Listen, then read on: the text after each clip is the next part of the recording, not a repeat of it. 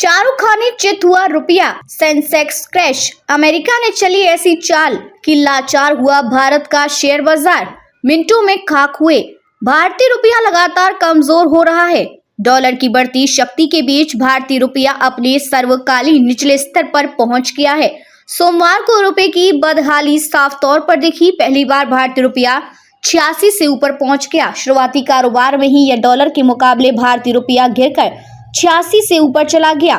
क्यों गिर रहा है भारतीय रुपया? भारतीय रुपये में आई गिरावट की सबसे बड़ी वजह डॉलर की मजबूती है। ट्रंप की वापसी के बाद अमेरिकी अर्थव्यवस्था ने उम्मीद से बेहतर प्रदर्शन किया है। इकोनॉमी में आई मजबूती के बीच अमेरिकी फेडरल रिजर्व 2025 के लिए प्रस्तावित ब्याज दरों में कटौती को वापस ले लिया गया है। ट्रंप की नीतियों से अमेरिकी कंपनियों और अमेरिकी बाजार को बेहतर प्रदर्शन की उम्मीद है।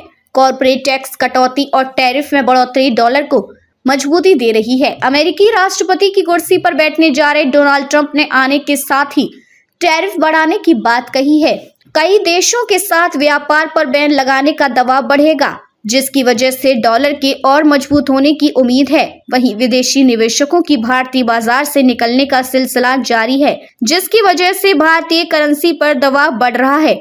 इतना ही नहीं, कच्चे तेल की बढ़ती कीमतें और घरेलू शेयर बाजारों की गिरावट ने भी भारतीय करेंसी पर नकारात्मक प्रभाव डाला है। भारत का निर्यात आयात के मुकाबले कम है, जिसकी वजह से रुपया कमजोर हो रहा है। बाजार में कोहराम जारी। सिर्फ रुपया ही नहीं, भारत बाजार की हालत खराब है। भारतीय शेयर बाजार लगातार गिर रहा है। सेंसेक्स सोमवार को खुलने के साथ ही धड़ाम हो गया। शुरुआती कारोबार में सेंसेक्स 800 अंक गिर गया, जबकि निफ्टी 23,200 अंक से नीचे चला गया। सेंसेक्स के टूटने के साथ ही निवेशकों के 4.53 लाख करोड़ रुपए स्वाहा हो गए। यानी बीएसई लिस्टेड कंपनियों का मार्केट कैप में 4.53 लाख करोड़ रुपए की गिरावट के साथ 225.14 लाख करोड़ रुपए पर पहुंच गई। शेयर बाजार का बुरा हाल। कमजोर वैश्विक रुझानों और विदेशी पूंजी की निकासी के बीच सोमवार को शुरुआती कारोबार में सेंसेक्स और निफ्टी में गिरावट दर्ज की गई। बीएसई सेंसेक्स शुरुआती कारोबार में 843.67 अंक की गिरावट के साथ 76,535.24 अंक पर आ गया। एनएसई निफ्टी 258.8 अंक फिसलकर 23,172.70 अंक पर रहा। सेंसेक्स में सूचीबद्ध 30 कंपनियों में Asian paints, Zomato, Mahindra and Mahindra, HDFC bank, Bajaj finance, Kotak Mahindra bank और टाटा स्टील के शेयर सबसे अधिक नुकसान में रहे।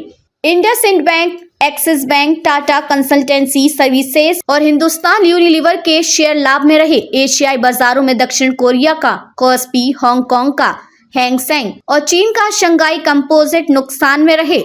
अमेरिकी बाजार शुक्रवार को सकारात्मक रुख के साथ बंद हुए थे। राष्ट्रपति मानक ब्रेंट क्रूड 1.62% की बढ़त के साथ $81.5 प्रति बैरल के भाव पर रहा।